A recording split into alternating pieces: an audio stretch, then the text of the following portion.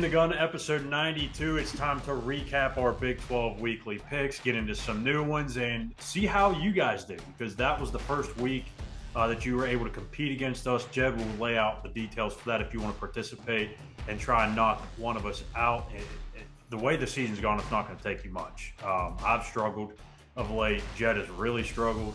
Owen's kind of getting some momentum here going. Wes has been batting 1,000 until this week, so we'll get into that. Let's just go ahead and get in right to it, Jed. So the recap, we'll get into that first, but if you want to go and hit on how people can join the competition. Yeah, we last week we initiated a link that you can enter your information into a Google poll and be part of it. And what we're going to do is, if anybody hits all four, we pick passing offense of the week to throw for the most yards, rushing offense of the week to rush for most yards, lowest scoring defense and highest scoring offense in the Big 12. So if you go 4 for 4, we're going to have a nice cool prize for you. Like Owen's going to autograph a rookie card from his NFL days, and it's not going to be easy. I'll say this: we started this with the fans last week because we each pick one category, right? Like Signal Caller picked the passing yards, Beer Truck picks rushing, you pick offense, and Wes picks defense. It's hard enough for us to hit one and win, right? But to hit all four, that's really tricky. Man. And what we found out, we had several people that all you do is enter your email and your name and enter your picks, and boom, there you are. And we had several people do this, and only 2 of them got 2 out of 4 right. That's how hard this is. So it's not a layup. If you do it, you earned it. And I'll give you the 2. We want to give them a nice little shout out. We'll probably even throw your name up on the screen if you're watching on YouTube. We had a guy named Albert Morsi. Go Al. Go Al. He hit the rushing offense with Kansas State, which rushed for the most yards, and he hit the scoring defense. Texas allowed 6 points, so there were 2 defenses that allowed 6 points, so even the tie, he got that. So he hit 2 of those. And then there was another guy, and he just entered his name as Jim. So Jim, good job. Now, I don't know if it was Jim McMahon, because he's the only person who got the passing offense right. He picked BYU to throw for the most yards in the Big 12. Really? And he nailed it. He's the only guy that picked BYU. And he also hit the scoring defense because he had picked Oklahoma, and Oklahoma and Texas each allowed 6. So great job to Albert Morsi and Jim. I assume it's not McMahon. But yeah, we encourage you. We're going to put this one on Twitter this week. We'll post a new link, and each week we want to get you kind of interact with the listeners and the viewers and the fans, and that's a really fun part of it. As we try and do it, we recognize how challenging it is, and it also gives us some frame of reference. So the 4 categories. Here's what we found out with all the people that entered into the lottery themselves or into the picks themselves. The one guy that got the passing offense right, only one got the passing offense, and that was Jim. Only 3 got the rushing offense right. This is not easy. 13 got the scoring defense right, but that's in part because the ties count, right? Nobody out of all the pickers got the scoring offense right. It makes me feel better. Again, guys, we're going to encourage the listeners, guys and gals, get involved in this, because I'll tell you what, if somebody hits this with all 4, we're going to make it fun for you.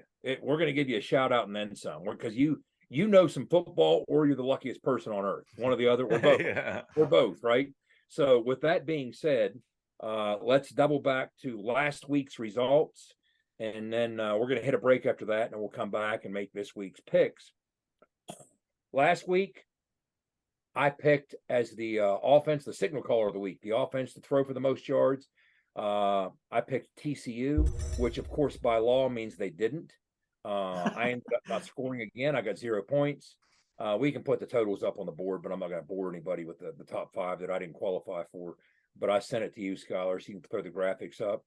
Owen, rushing offense of the week. You picked TCU. Now, remember what I told you last week? I said, I like your chances because I picked them to throw for the most. I know they're not going to do that. So, well, they had a pretty good game. They ran for 192 yards against SMU. That was good enough to finish third most in the Big 12. K-State went nuts, ran for 281 against UCF. Of course, one dude in Giddens ran for over 200. What a game he had. Kansas ran for 221 against BYU. So TCU with 192 comes in third. So you get 3 points. So again, not easy.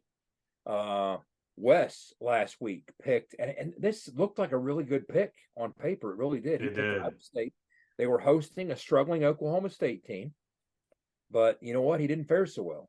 Allowing the fewest points in the Big 12 were two different teams at 6. Texas and Oklahoma each allowed 6. Houston allowed 7 against Sam Houston.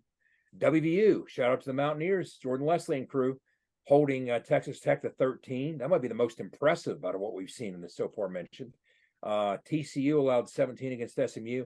Wes's pick of Iowa State came in at a tie in 8th place, so he doesn't get any points. Schuyler, you picked as the highest scoring offense in the Big 12. You picked Oklahoma at Cincinnati.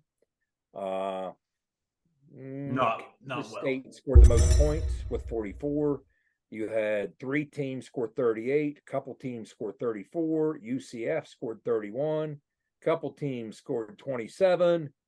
And then here come your Oklahoma Sooners with 20, with a 10th place tie with West Virginia for scoring 20. So you get 0 points like Wes and like myself. So tough week, Owen.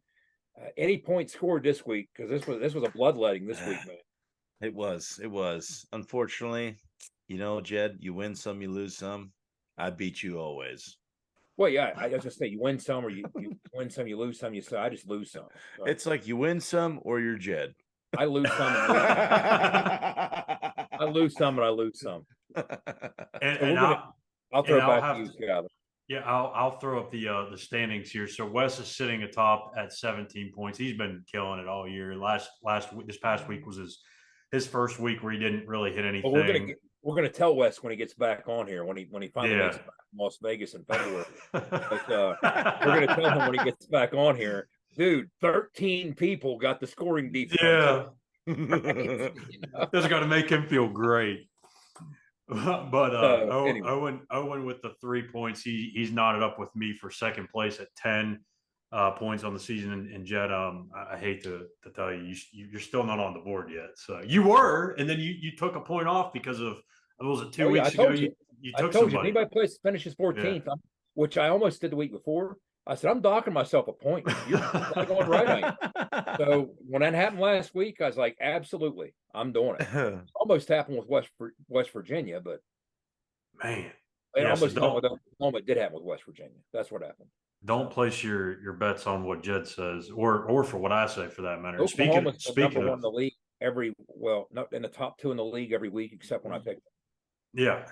And of course, I picked them last week too, and that's a good time for me to mention Bet Online, which I should have done earlier. But this episode of In the Gun is brought to you by Bet Online, where the game starts. And I don't know. I don't know where I'm going to go this week. We'll get into that here in just a second. But I mean, you're right, Jed. Like, for anybody to hit all 4, I mean, we've done this for 4 or 5 weeks. I've done this for 4 or 5 weeks. You guys did it all last year. Did any of you ever all hit in the same No, week? That never happened. Like, that's hard for any of us to hit.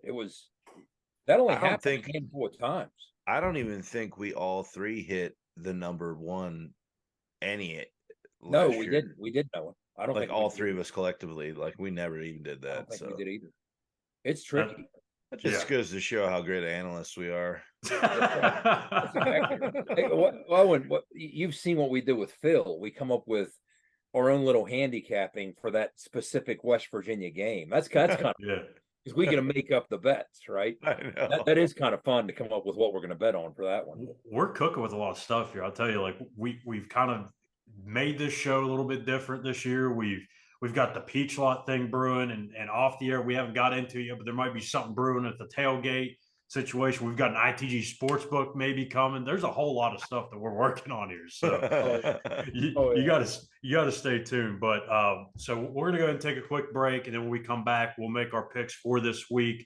Again, Wes is somewhere flying in the air, so we'll have to just either make a pick for him, maybe make the worst pick, and it'll probably end up being the number 1 off or defense that week. So we'll figure that out when we come across the break. So you've been in the gun. Nobody supports the blue and gold Mountaineers like Toothman Ford. With over 20 NIL deals and counting, Toothman Ford continues to rally behind our student athletes. And it's time we rally and support the dealer that supports the Mountaineers. Not only does Toothman Ford offer the best prices in the state on pre-owned, their never over MSRP campaign on new Fords guaranteed to save you thousands. Drive with pride all season long, knowing you're supporting the dealer that fuels our Mountaineers. Toothman Ford, where cars cost less, in Grafton and at toothmanford.com. For more West Virginia Mountaineer football content, be sure to follow us on Twitter at In the Gun Podcast. For nearly 20 years, Fortis has been the nation's leader in providing guaranteed roof performance programs for commercial buildings. Fortis offers roof performance solutions that feature extensive initial and ongoing reconditioning for commercial buildings as an alternative to traditional replacement, with long-term performance guarantees that are backed by global leader Lloyd's of London. Fortis offers a comprehensive range of roof performance management programs that provide financial security, extend the life of our customers' roofs, and make a significant impact on ROI. Fortis is currently improving performance and increasing ROI for customers at more than 4,800 locations, with more than 140 million square feet protected, including many Fortune 500 companies that have turned to Fortis to save money, gain financial certainty, and extend the life of their existing roofs. Fortis has helped customers save more than $520 million in capital roof replacement costs for an average ROI of over 250%. To learn more, visit fortis.us.com. Fortis, roof performance and financial certainty guaranteed. Let's go, Mountaineer fans. You're tuned in to In the Gun with Wes, the Runaway Beer Truck, and the Signal Caller.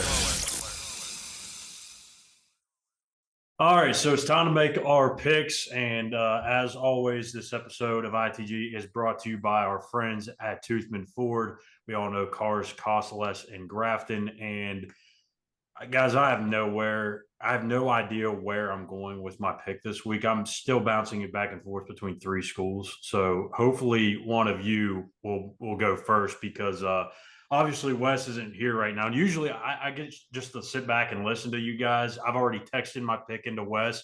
He gives a one sentence thing for me and I'm good to go. Now today I've got to explain my pick. So I got to figure this crap out. So Jed, Owen, one of you go first, whoever wants to go.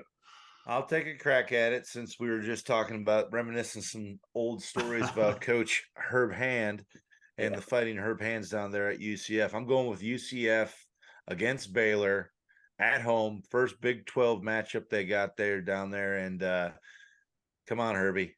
I need a handy, brother. Owen tells us during the break that he's going to pick UCF. And that ends up with me and Owen just for the next, in real time, half an hour telling her, right? Spanning 15, 20 years. But yeah, Herb's a good dude down there coaching the O-line, doing a great job of it, actually, at Central Florida with his boy Gus Malzahn, who he's been with on and off since their days at Tulsa. But I tell you what, I'm looking at UCF's rush totals in 4 games. 389, 258, 251. Even at K-State last week, they still managed 143. And this is without John Reese Plumlee, their dual threat quarterback, who hasn't been playing the last couple games. That's a good pick, but what do I know, right? Because here's what I'll say. Passing offense, I got bad news for Texas Tech. I really do. They're going home with their season on the brink to host the Houston Cougars and Dana Holgerson, who knows a little thing or two about Lubbock, Texas. I think that they want to make this a get-right game. I think Baron Morton's going to obviously get the start, because that poor Tyler Shuck, I don't see him playing football anytime soon.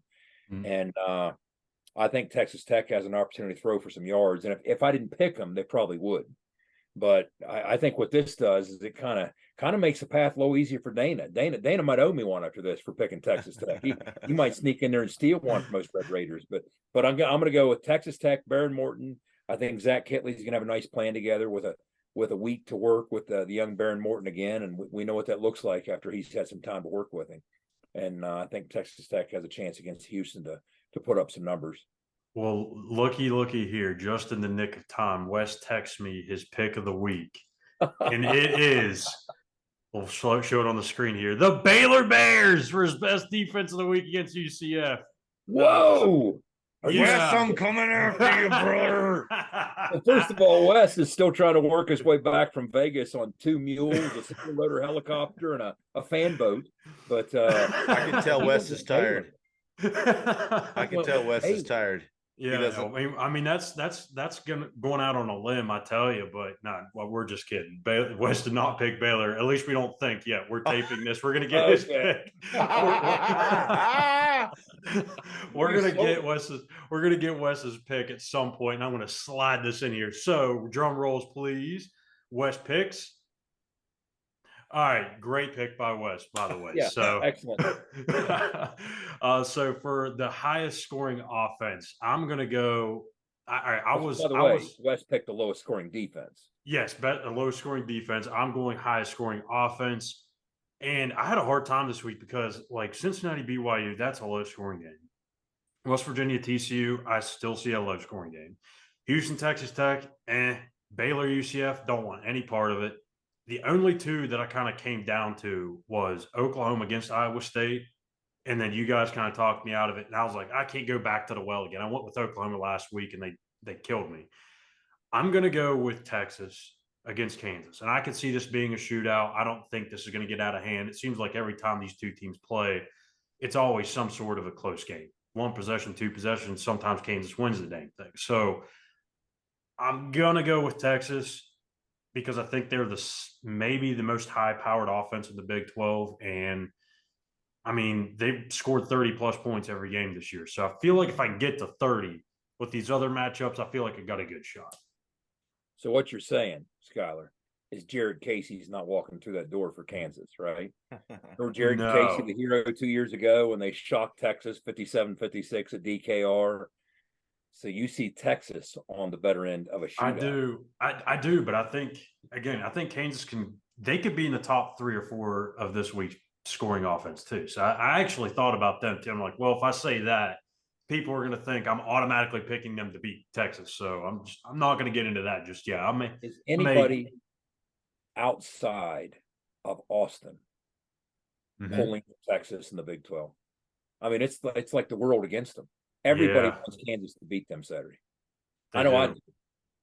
They do. And I mean, it's just funny, right? I mean, even when they did it when they were terrible, it was just like, that was the greatest thing. Remember, that was kind of the coming out party with that first Lance Leipold season. Remember, the strange hiring cycle. He was hired after the spring, so he didn't really even have an off season to get that team ready. So they come into that year, they knock off South Dakota barely, and then they go on a long losing streak, which was snapped at DKR in that crazy 57-56 overtime win.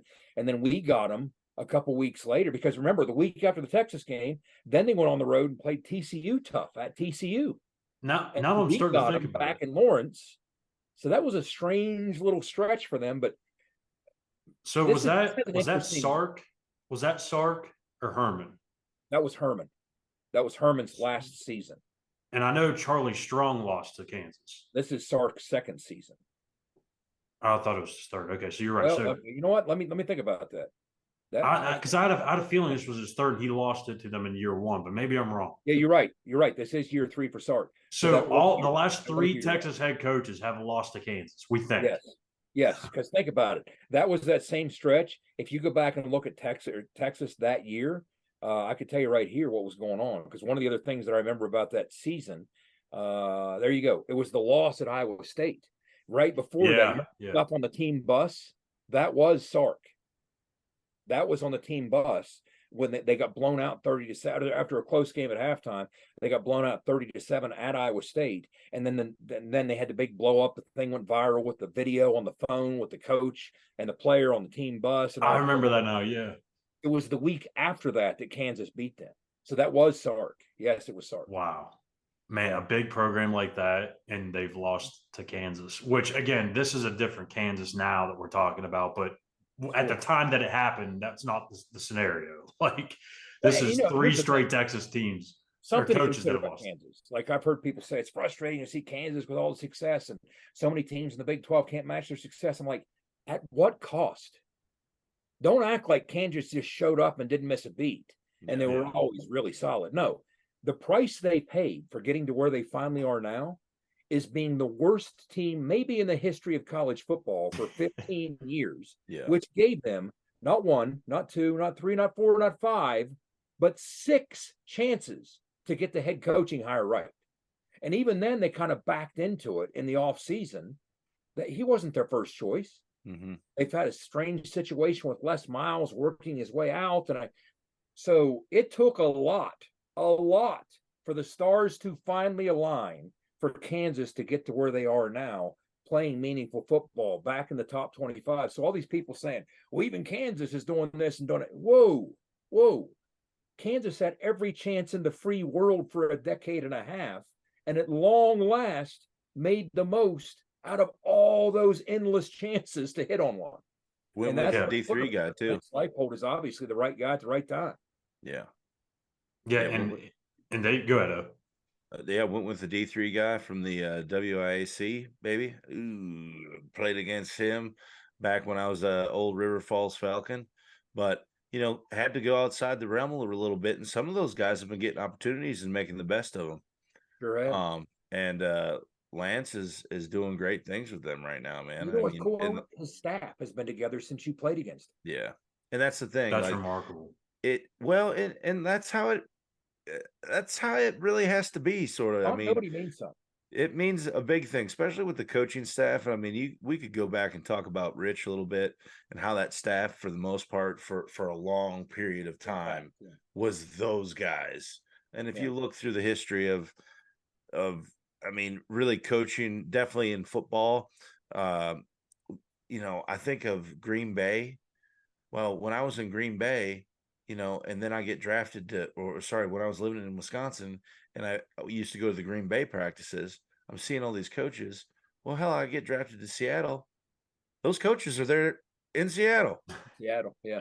It's the same crew. So it's like they just, and it'd be hard to really, it's one thing, getting the players on board, but trying to get, and they do bring in, maybe a guy here, a guy there, but for the most part, it's very a good old boys network, right?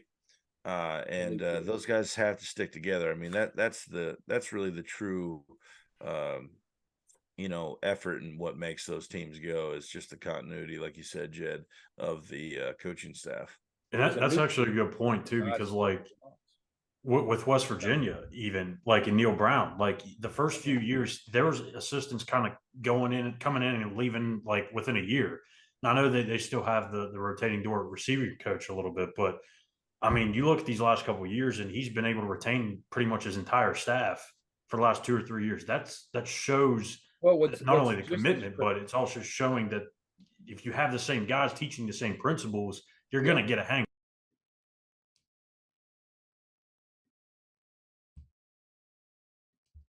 Inside out. Yeah. Chad Scott, Matt Moore. Those are guys who have been with Neil Brown forever, dating back to his Texas Tech days, in some cases dating back to his first, run at Troy in the late 2000s, before he was a head coach, when he was still a coordinator. And on the defensive side, look at his history with Jordan Leslie.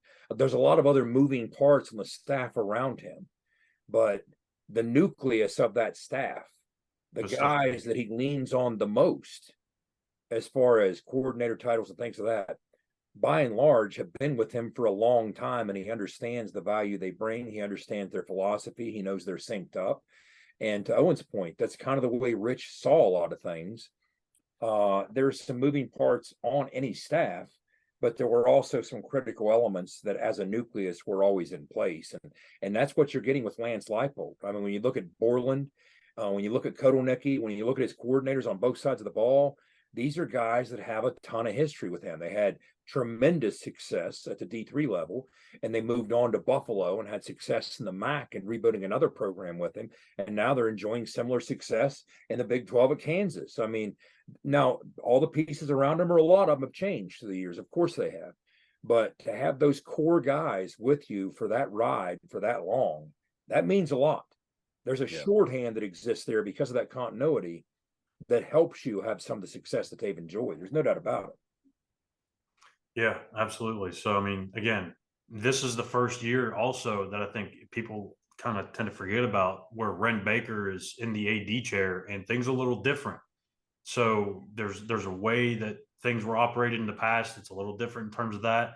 So I think now that you have a new AD, you also have the Country Roads Trust that's been doing phenomenal things with NIL and all that stuff. There's a different feeling, I think, around this program than maybe it was 2 years ago. And I think when you have that continuity, it's only going to help the cause, right? I mean, it can't do anything but help the cause. Sure. It's going to have to play a critical role in all this, right down to we lost Matt Jansen from the scouting department. That was a tough loss. And Notre Dame grabbed him. They recognized what was going on with Matt Jansen as a football guy. All right. So we reached out and tapped an NFL guy who's been around the league for 18 years and is a very high value advanced scout. So that's where all this is kind of going. You've got to target assets in the portal that fit what you do and can compete in the Big 12 and Power 5 football. And that takes a very high level of scouting. And we're not Alabama and Georgia. We can't just go tap a superstar like Jahmyr Gibbs on the shoulder, who's a superstar at Georgia Tech, and say, hey, superstar who's already established and there's no risk attached to you at all, come be a superstar for us. That's not how it works. The people we target are guys that excel at a lower level or a group of 5 school that we think, based on our scouting, are ready to take the next step, even though nobody else wants them from the Blue Bloods. So that takes scouting. So you've got to have a lot of faith in that room. That hire kind of matters. But the continuity you're talking about on the staff, that serves a tremendous purpose, because those guys have to work in tandem with the scouting department and everything else in determining, hey, this is the type of kid we want. We talked in the previous episode about guys playing the football on the back end when it's in flight, passes defended, Beanie Bishop on down the line. Well, that was a skill set that the scouting department targeted very specifically in the portal.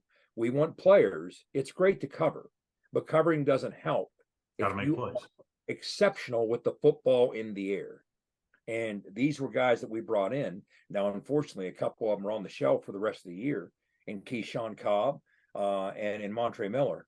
But those guys were also targeted because of their ability to play the ball in flight, as was Beanie. So, that's where we're going with this. Is you're looking for a skill set, but the continuity that you have on the staff, like Owen was talking about with Rich, there's something to be said for all that. Yeah, and it's crazy now that we're in that era of college athletics now. The football team's got a GM.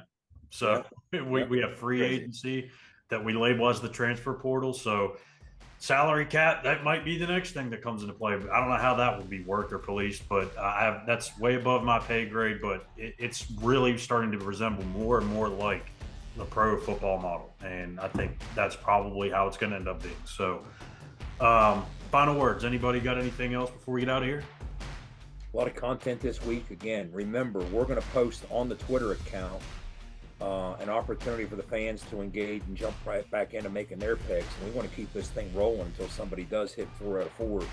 And as we stated earlier, once somebody does that, and it's going to be volume, throw it up, monitor the wall, something's going to stick. Somebody's going to go 4 for 4 at some point. Yep. And once you do, we're going to make it worth your while. Absolutely. So, as Jed said, make sure you're following all of our content. Follow us on X or Twitter, whatever you want to call it, In the Gun Podcast. Subscribe at In the Gun Podcast. Give us a like as well. And one final thank you here to Fortis for roof performance and financial security guaranteed. Make sure to visit fortis.us.com. And as always, be an ear and tell an ear about your new favorite WU football podcast. For Jed Drenning, Wesley Euler, and Owen Schmidt, I'm Schuyler Callahan, and you've been In the Gun.